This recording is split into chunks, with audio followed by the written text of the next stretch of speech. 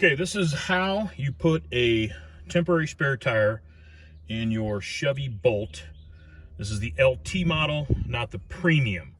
So the premium has the advanced stereo system down in this area and uses up the space, which would normally be for a spare tire. So first thing you need to do on your LT, mine's a 2021, but I assume other models are very similar, is you have to cut out these studs. There's little studs sticking up. There's like about 5 of them that stick up off the bottom of the wheel tub and a couple on the side. Now these are all mounting points for the advanced stereo system in the Premier model, but they're not needed in the LT.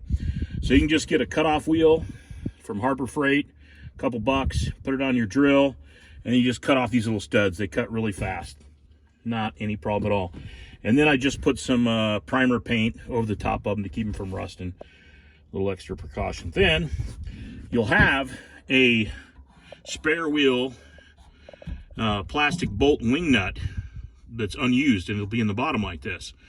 So what I'm using that for is to hold down my jack. The jack is a Mercedes-Benz jack, type 211.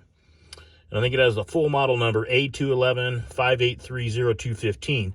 But you can get those on eBay. This happens to be a 2008 year model jack. They're real lightweight, easy to use. Got the little hand crank on here to lift it up. I've done it on the Bolt on all 4 wheels, and it lifts it very easily.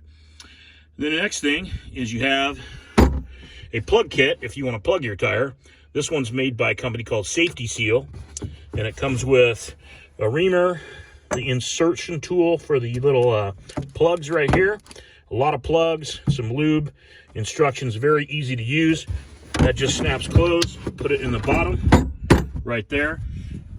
And then we have a pump. This one's made by Slime. You can pick this up at any of your auto parts stores usually. Comes with a hose, adapters for your cigarette lighter, or you can go direct to your 12-volt battery.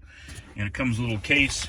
You can zip that up and also go down in the bottom with that. Then I just put a ratchet, a 3/4-inch socket to take off the wheel nuts, and I'll wrap that up in a cloth and tuck it down in the bottom as well. I have a second tire plugger kit, just because I happen to have one. Throw it in here, extra. And then I have a second pump too. This one I got at Harbor Freight Tools for like about $8. So the reason for that is in case my primary one doesn't work or breaks, I have a backup. Pretty easy. And then for your spare tire, right here, this is a donut temporary spare tire off of a Chevy Spark. It's a T115 70R16 tire, and I'll put descriptions and stuff in the narrative. So you want to deflate the tire.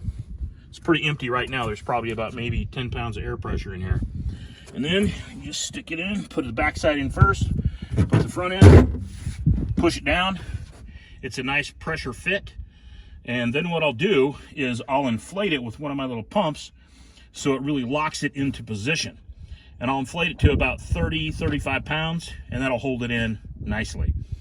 If I inflated it to 60, which is the requirement on the air pressure for the spare tire, then it would be very difficult to remove.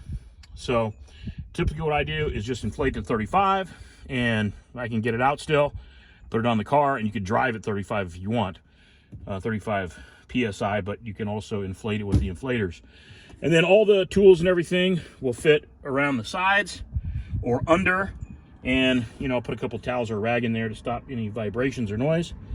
And then the cover will go right back on the top, and it'll be flush, flat, nothing will stick up, you won't even know it's here. Easy fix.